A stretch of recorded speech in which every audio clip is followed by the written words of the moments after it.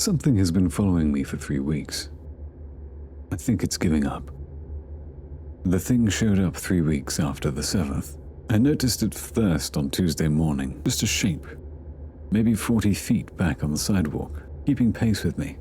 The kind of thing you'd chalk up to tiredness or shadows, except I sleep well, I always have. I turned fully back to look, and there it was under the grey November streetlight. No skin, just raw red muscle glistening in the cold. The tendons in its face working visibly as it screamed. No sound came out that I could hear. Or maybe there was sound and I just couldn't receive it at this distance. I stood there for a moment, looked at it, then walked the rest of the way to my car. I had a dentist appointment. It followed me, not inside. I established early that it can't come inside anywhere. It stands at windows instead, presses what should be its face against the glass, and screamed outward. Those bare, lidless eyes tracking whatever room I'm in. My dentist asked if I was alright when I glanced past her shoulder for the second time. I told her I was expecting an important call. The second time I saw it, it was in my apartment courtyard around 11 p.m. I'd gone to the kitchen for a glass of water, and it was simply there, standing between 2 parked bikes in the dark below, staring up, still screaming. The way it held itself was wrong. Posture too rigid in some places, too loose in others. Like a marionette whose operator was learning as it went. I watched it from the window for a few minutes. Then I rinsed my glass and went back to bed. By week 2, I'd stopped being startled by it. That probably sounds insane, but it kept showing up and kept doing nothing. Eventually your nervous system recalibrates around your new normal. I started studying it instead. It's tall, maybe 6'2", 6'3", though the posture makes it hard to gauge precisely. It moves in a stop-motion way, absolute stillness and then sudden proximity. So you glance away and look back at it, and it's half the distance without you even seeing it cross the space. The screaming fluctuates. Softer from further away, louder as it closes in, but it never fully stops. Once, outside the grocery store on a Wednesday afternoon, it got within maybe 8 feet of me. I could smell it then. Iron, and something sweeter underneath. Like meat left in a warm car. I looked directly at it and said out loud, "Well, go ahead then." It screamed harder. I went in and got my groceries. What interests me the most is the way it builds towards something and then doesn't do it. Over and over. Like a person who opens their mouth to say something but thinks better of it, closes it, and then opens it again. There's an expression it makes, or the muscle groupings where an expression would be, anyway, that I've been trying to name properly for weeks. Not angry, desperate is the closest word. Like it needs something specific from me, and keeps losing its grip on whatever mechanisms would allow it to take it. I've thought about the 7 I've killed since starting this, sitting with the memory of each one, waiting for the weight people describe feeling. Carol from the park in September. She'd been walking her dog, which bolted when it was over. The Tuesday woman in March, whose name I still don't know, whose apartment I left before sunrise.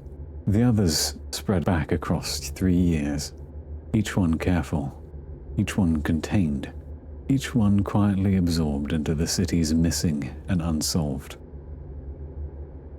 I ran through their faces one by one and wait for the tooth to be sore. It isn't. Guilt is a habit, is all. People speak about it like it's gravity, like it pulls on you whether you consent to it or not. It doesn't. Some people build their entire interior life around it, can't picture themselves without it. And some people, when they sit very still, very quietly, feel it, and find that there's nothing there. I found out early which kind I was. I've had a long time to be comfortable with it. I think the creature understands this. I think that might be the problem. The night it actually managed to touch me, I was cutting through the park just before 2 in the morning, coming back from an evening that had gone well. I came around the bend in the path and it was standing ahead of me. Not behind, which was new, with both arms slightly raised, like it had thought to try a different angle. I stopped. We looked at each other. It started walking towards me. I counted the steps. 7. Before it halted an arm's length away, trembling hard enough that I can hear the faint wet sound of its exposed musculature working. It had come up towards my throat, shaking badly. The screaming had shifted into a higher register, frantic, something almost human in it, the way a person sounds, trying too hard to form a word. The hand kept reaching, and then it dropped. I stood there, watching it, with its arms fallen back to its side and its shoulders heaving. Something moved in my chest. Not fear. The closest I can describe it is the feeling you get when watching an animal strain at something it simply isn't capable of doing. A mild and comfortable sort of pity. I walked around it and went home. 3 nights ago, I stood outside my bedroom window from midnight until past 4 in the morning. I checked the time periodically. The screaming came through the glass at a distance as something between feedback and the shape of a voice, just below the threshold of making out words. I slept in stretches. In the morning, it was still there, and I noticed for the first time that it seemed diminished. Like a fire that's been burning a long time without anything new to catch on. Thinner, running low. I opened my window and looked down at it. "You're not gonna do anything," I said. "Are you?" It looked up at me and screamed and screamed. There was something so genuinely wretched about it. This thing burning itself down, trying to reach me across glass and air and whatever else stood between us. All that purpose, all that effort and fury directed at one man eating breakfast and sleeping well and going about his days. All that effort, I said. I almost meant it kindly. I closed the window and made eggs. Yesterday, it was gone. I checked the courtyard, the street, and the far end of the parking garage where it had started waiting. When I worked late, nothing. I found myself walking around the block before I caught myself doing it and stopped. I sat with the feeling that produced and tried to name it. The closest I got was mild irritation of finding a show you've gotten comfortable with removed without an announcement. Today I'm writing this because I want to put it somewhere outside my own head. I keep thinking about it out there, in the rain, those 2 nights. Trying. Keep thinking about the park, arm outstretched and shaking. Losing the grip on whatever it was built to do. Whatever it was supposed to know how to finish. Some part of me finds that sad. Genuinely. All that purpose and none of the capacity to carry it through. It came for something, and whatever that something was, it couldn't make itself take it. Night after night. Dissolving. The street is quiet tonight. My neighbor's dog has been barking at something down the block for the last 10 minutes. Probably nothing. The 7 are still wherever they are. Carol and the others will probably think about them again tonight, the way I do, waiting around for the feeling that never comes. And the eggs are getting cold. That's just how it goes, I suppose. That's just the whole story. My mother begged me to burn my dead father's clothes. I really wish I had listened. My father died very suddenly on a Tuesday afternoon.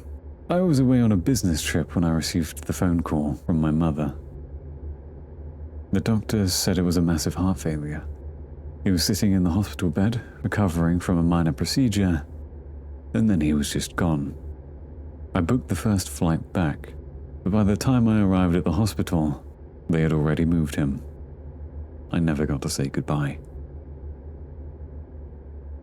The funeral was a blur of black suits and bad coffee and awkward conversations with relatives I had not seen in years. My mother was completely devastated. She did not cry loudly, but she walked around like a hollow shell of a person. She stared through people when they spoke to her. I stayed with her for a few days to help her organize the paperwork, but she barely spoke to me. She just sat in her armchair, staring empty at the hallway. Eventually, I had to return to my own apartment across the city and back to my job. The week after the funeral, my mother called me and asked me to come over. When I arrived, the house was dark. All of the curtains were drawn closed. She was standing in the living room next to 3 large cardboard moving boxes. The boxes were sealed tight with heavy layers of packaging tape. She looked terrible. Her eyes were sunken and heavy bloodshot, and her hands were trembling violently. She pointed at the boxes on the floor. "Take these," she said, her voice cracking.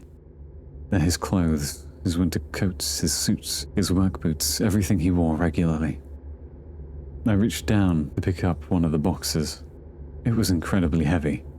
"I can take them to a donation center this weekend," I told her, trying to be helpful. My mother grabbed my arm. The grip was painfully tight. Her nails dug into my skin through my shirt. "No," she said, her voice rising into a panic. "Do not donate them. Do not give them to anyone else. And do not ever try to wear them yourself. You need to burn them." I looked at her in complete shock. "Burn them? Why would I burn them? These are expensive clothes. Someone could use them." Tears started spilling down her cheeks. She was hyperventilating, shaking her head frantically. "Just burn them, please. Take them far away from here. Pour gasoline on them and burn every single piece. I cannot do it. So you should." I realized she was not making sense. Grief does terrible things to the human mind. I assumed the stress of losing her husband of 40 years had pushed her into a temporary manic state. Seeing his clothes hanging in the closet was probably too painful for her to handle, and the idea of a stranger wearing them must have felt like a violation of his memory. I did not want to argue with her in this current condition. "Okay," I lied, keeping my voice calm and soft.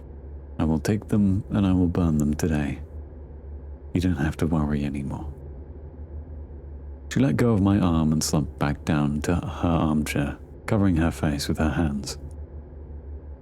I carried the 3 heavy boxes out to my car, locked them into a trunk, and drove back to my apartment. When I carried out the boxes into my living room, I sat on the couch and then stared at them. I felt a deep sense of guilt about lying to my mother, but I simply could not justify burning my father's belongings. It felt incredibly wasteful, and much more importantly, it felt wrong.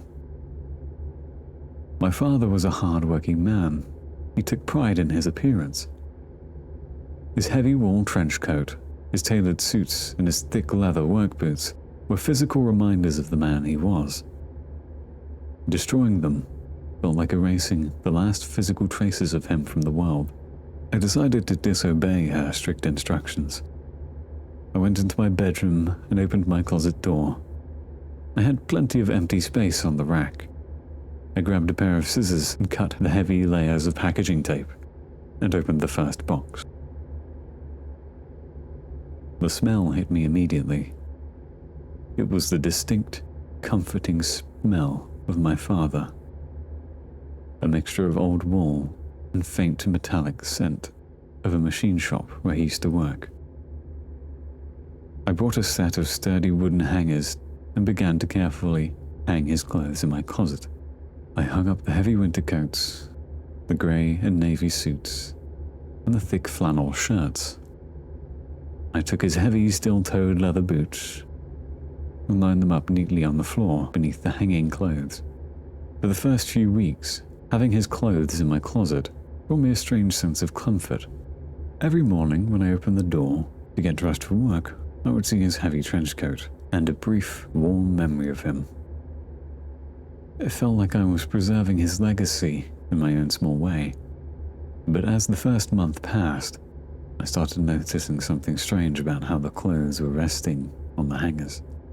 When you hang a piece of clothing, gravity naturally pulls the fabric straight down. The shoulders might hold their shape because of the wall hanger, but the torso and the sleeves should fall flat and empty. My father's clothes did not hang flat. They held a bulky, three-dimensional shape. The heavy wool of the trench coat puffed outward in the chest.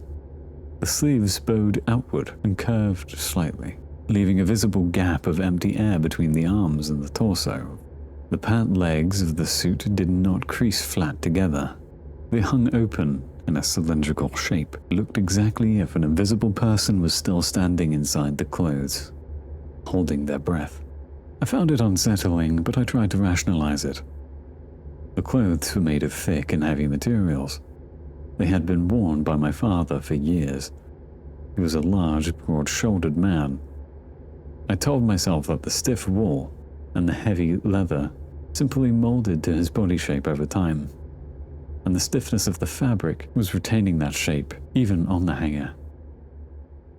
Whenever I noticed the clothes puffing out, I would reach in and press my hands firmly against the chest and the sleeves, forcing the fabric to fold flat.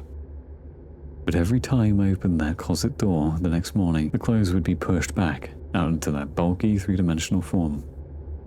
Then the sound started. It happened late at night, usually around 2 or 3 in the morning. I'm a light sleeper, and the absolute quiet of my apartment makes every small noise noticeable.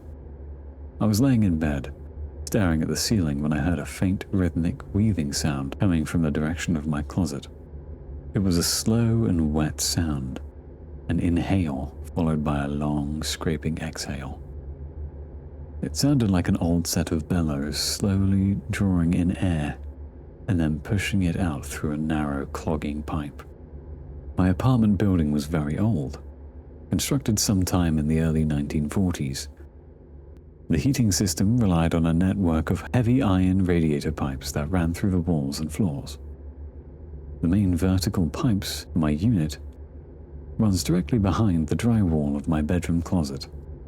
During the winter, the trapped air and the changing water pressure in those old pipes often created strange, clanky and hissing noises.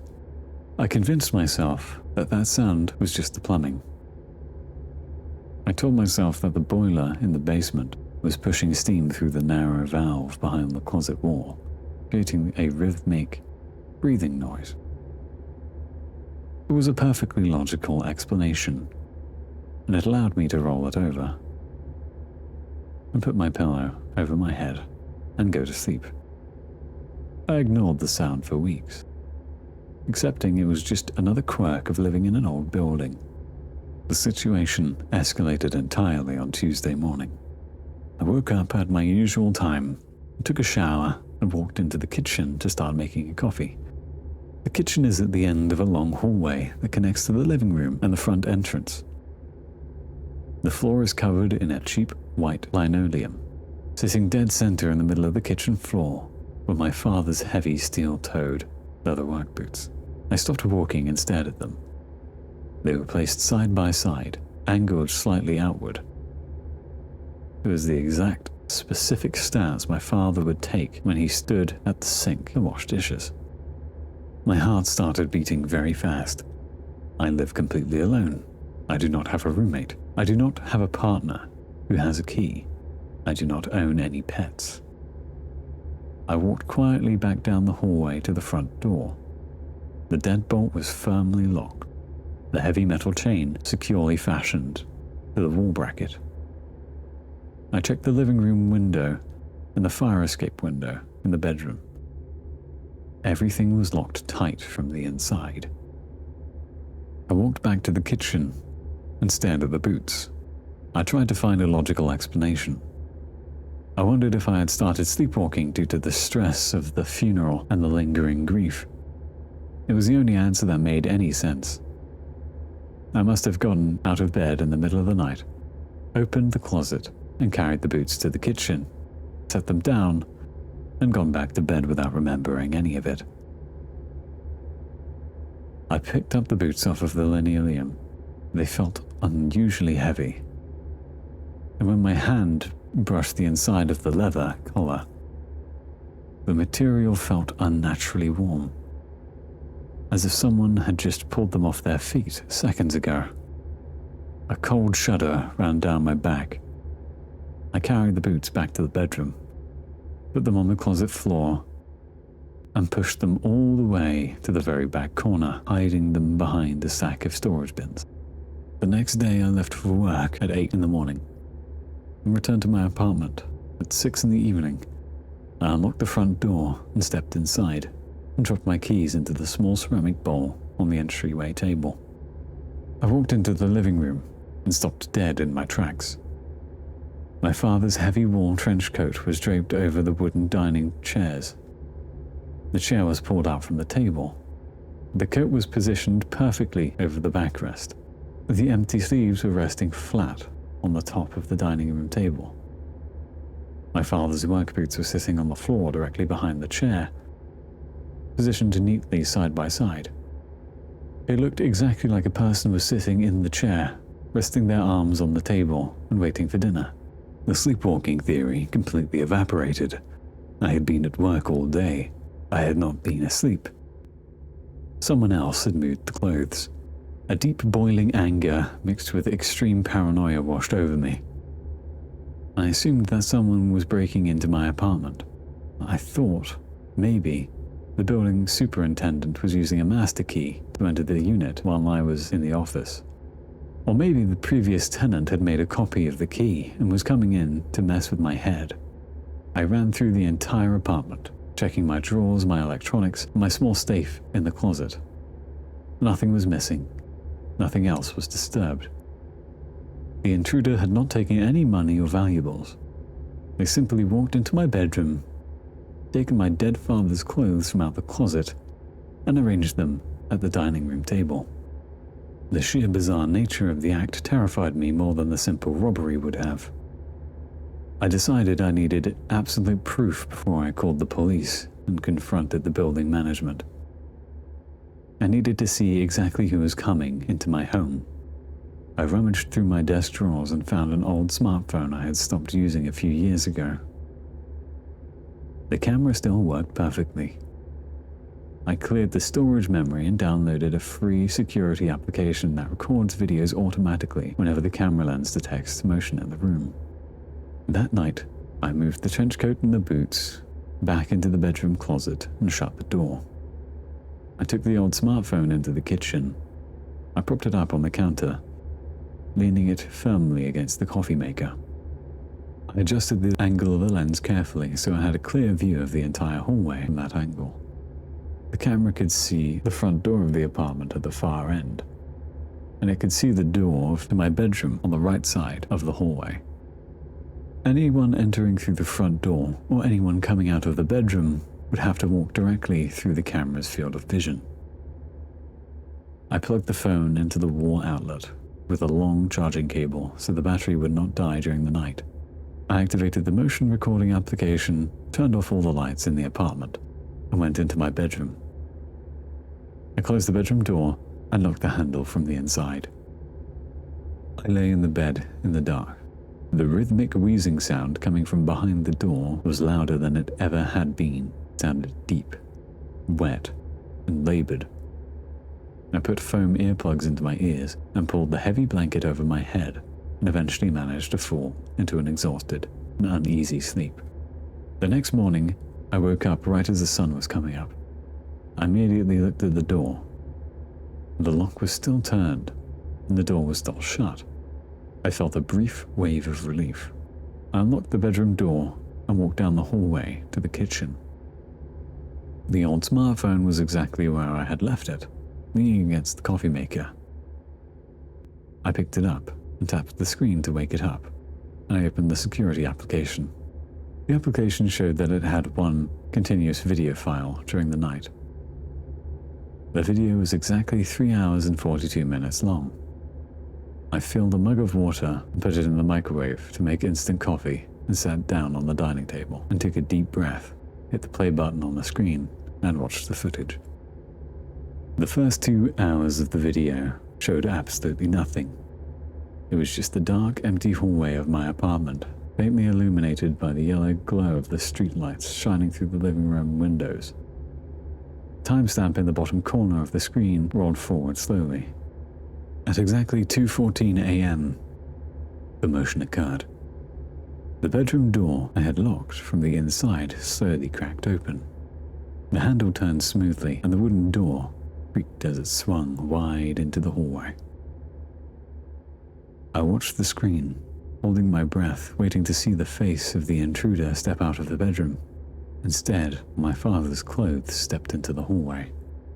It was the heavy wool trench coat, the grey suit pants, and the leather work boots, and underneath them was a thing I couldn't figure out. It wasn't somehow clear. But it continued walking out of my bedroom and turned to face the camera. By the way it moved, it was completely wrong, and the shape filling the fabric was a nightmare. The clothes were way too big for whatever was wearing them.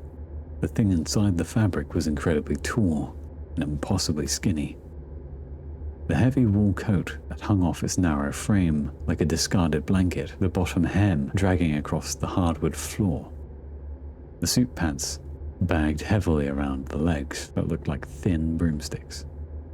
It moved like a broken mechanical machine. It did not have a smooth human gait. It took a slow and heavy step with the right boot, paused for completely 2 seconds, twitched violently in the shoulder, and then dragged the left boot forward.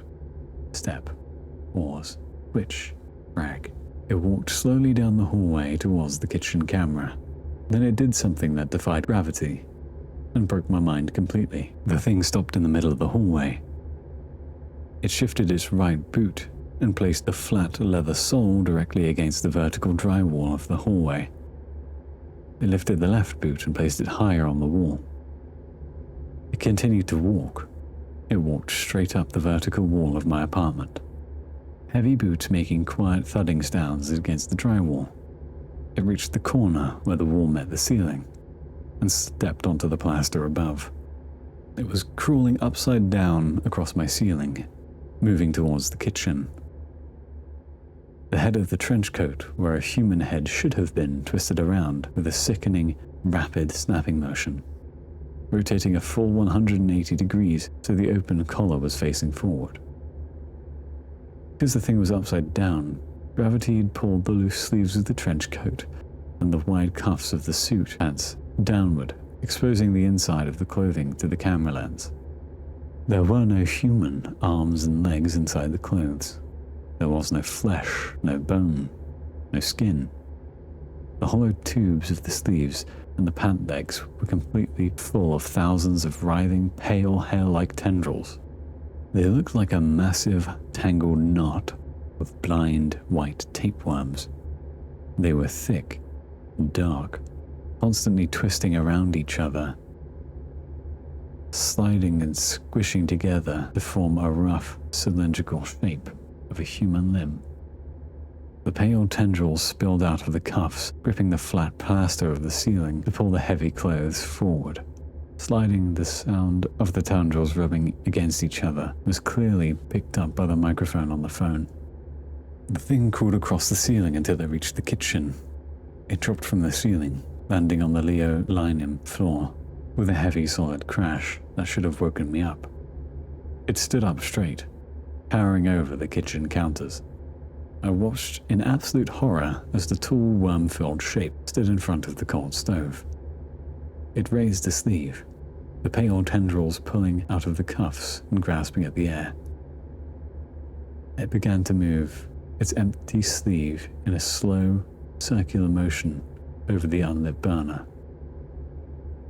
It reached over the cabinet, opening an invisible door, and phantom pulling out a pan. It was mimicking my father's actions, acting out the exact routine my father used to perform every morning when he was cooking eggs for breakfast. I stopped the video. I could not watch another second. My hands were shaking so violently that I dropped my coffee mug. It hit the floor and shattered into dozens of pieces, splashing hot water across my feet. I did not care. I grabbed my actual cell phone from my pocket and dialed my mother's number. She answered on the second ring. Hello? I did not bother saying hello. I started talking immediate, my voice frantic, loud, and echoing in the empty kitchen. You need to tell me what you gave me. I yelled into the phone, tears of sheer panic forming in my eyes. I set up a camera. The clothes are walking around my apartment. There's something inside of them. It's not human. It crawls on the ceiling and it's full of worms. It's in my house now. The line went completely dead silent for an agonizing 5 seconds. When my mother finally spoke, she did not sound crazy. She did not sound confused. She exploded in a fit of pure anger and absolute terror. I told you to burn them. She screamed at the top of her lungs, the sound distorting the speakers of my phone. I told you exactly what to do. Why didn't you listen to me, you stupid boy? You brought it inside. What is it? I screamed back at her, completely losing my temper. The fear and betrayal boiled over. Why didn't you tell me the truth? Why didn't you hand me the boxes of haunted clothes and left me in the dark? What the hell is in my apartment? Get out, she shrieked, her voice dissolving into a desperate, hyperventilating sobs. Don't ask questions, just drop the phone and walk out the door. Get out of the building right this second. I'm getting my car keys and I'm driving right to you now. Just leave your apartment. I'm not going anywhere until you tell me what is happening, I demanded, pacing back and forth in the kitchen, carefully avoiding the shattered pieces of the mug. She took a massive, shuddering breath, trying to force herself to calm down. You were not there when he died, she said, her voice dropping to a rapid, terrifying whisper. The doctor said his heart was failing. I was sitting right next to his hospital bed, holding his hand. The room was quiet. The monitors were beeping slowly. And then he sat up. I stopped pacing and listened, gripping the phone tightly. He sat straight up in the bed. She continued, crying softly. He let go of my hand and pointed to the empty corner of the hospital room near the ceiling. His eyes were wide open, wider than I had ever seen them. He looked at me. He said he was seeing something. He said there was something in the corner that he shouldn't be seeing, something a living person is never supposed to acknowledge. He said he was trying to look away, but he couldn't. He told me it was looking back at him. A cold chill washed over my entire body. He started screaming. My mother sobbed. He screamed at me to save him. He grabbed my arm so hard, he left deep purple bruises on my skin. He was looking at the ceiling and begging for his life. And then the monitor flatlined. He died right there, looking at whatever was in the room. She paused, taking another ragged breath. The doctors rushed in, she said. They told me it was terminal agitation.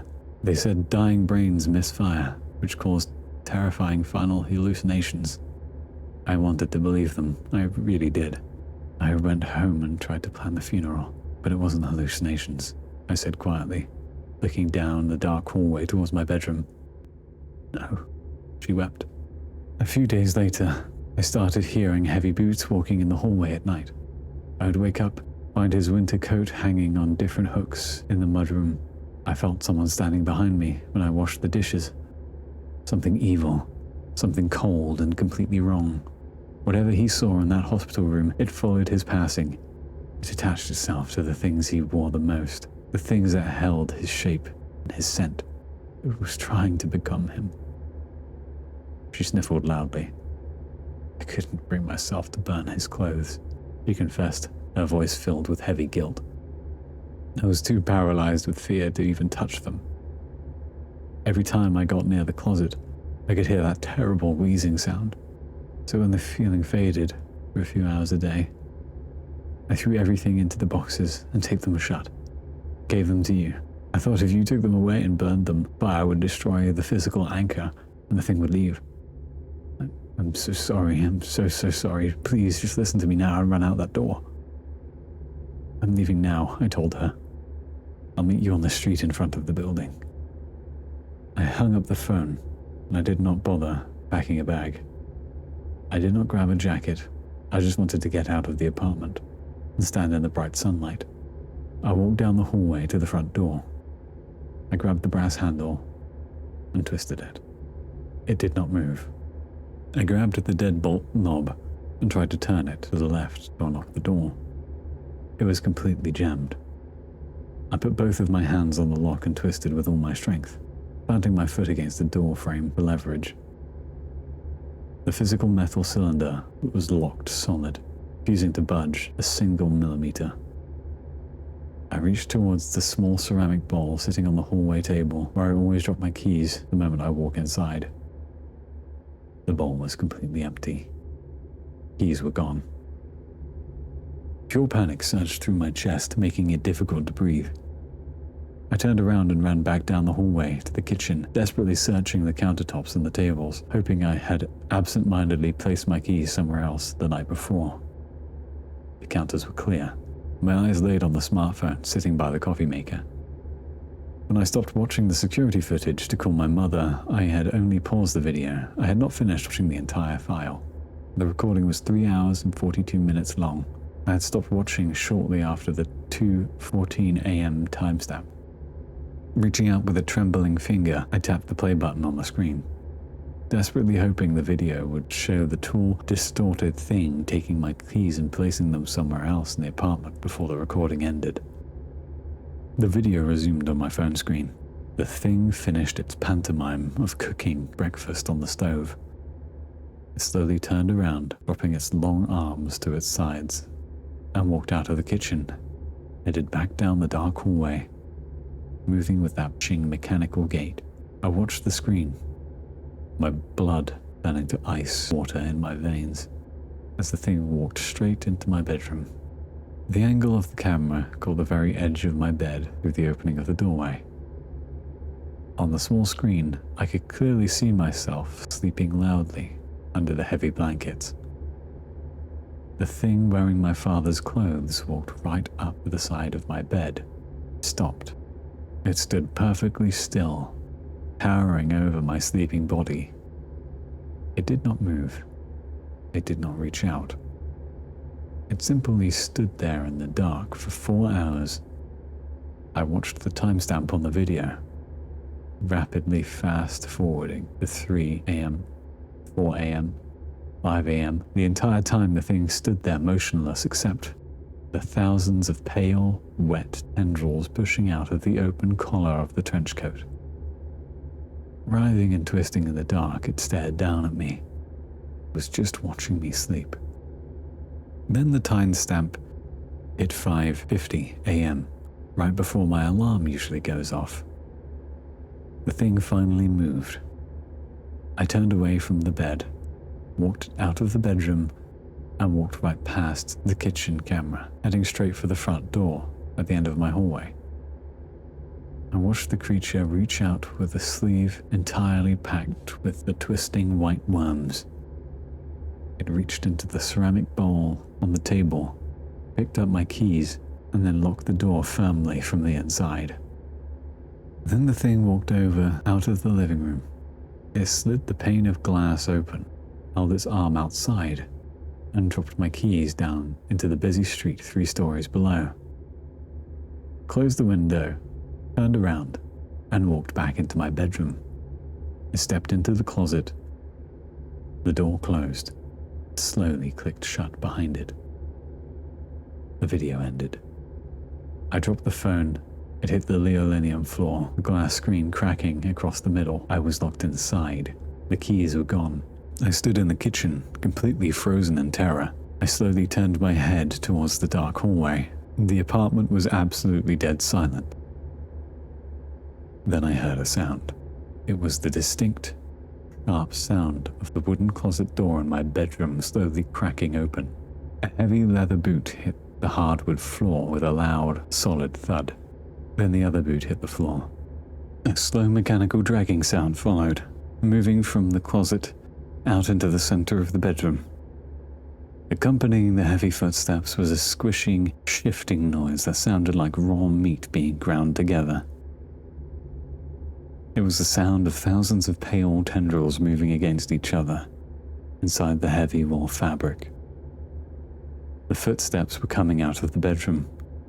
They were moving into the hallway. I did not think. I just ran. I sprinted out of the kitchen, crossed the hallway in 2 massive strides, and threw myself into the bedroom and slammed the heavy wooden door shut behind me. Then reached up and threw the sliding metal deadbolt firmly onto the locking plate on the frame. I backed away from the door until my calves hit the edge of the porcelain bathtub, and I fell backwards into the empty tub, pulling my knees tight up towards my chest. I pulled the cell phone from my pocket and dialed emergency services. When the operator answered, I spoke in a frantic, hushed whisper.